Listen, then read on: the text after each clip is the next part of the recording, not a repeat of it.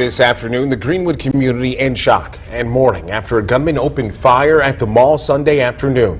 Law enforcement is now trying to gather every piece of evidence they can to answer the questions that we're all asking at this point.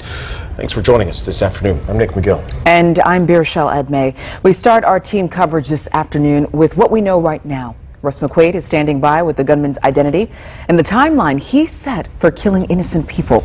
And Eric Graves has more on the victims and their stories. We're going to begin with Russ, though, who explains what authorities have already learned from an overnight search of the suspect's home. Russ? And a good afternoon. Officials say they don't know why Jonathan Sapperman, the alleged gunman, opened fire inside the Greenwood Park Mall late Sunday afternoon. However, it seems the more questions that we and investigators ask, the more there is to learn about this tragedy.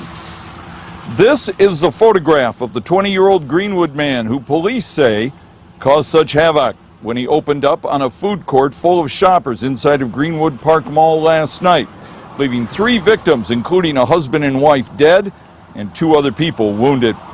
When investigators raided his nearby apartment early this morning, they found he left the oven turned on with a laptop computer and a butane bottle inside. That could have been an explosive situation. Police say he brought 2 rifles to the mall, left one in a backpack in a restroom where he spent an hour preparing, and then they add he was armed with a rifle and a pistol when he emerged and began firing more than 24 shots into the food court.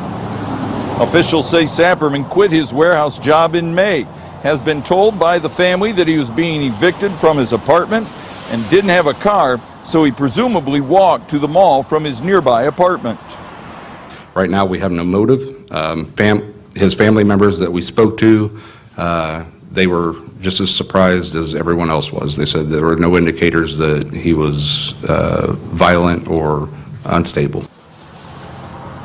And Chief Eisen described Elisha Dickin, and he's the 22-year-old man from Seymour who fired back. He said Dickin's actions were nothing less than heroic, as Dickin, with his legally owned handgun, opened fire from more than 30 feet away and took down the suspect. Live outside of Greenwood Park Mall, Russ McQuaid, Fox 59 News.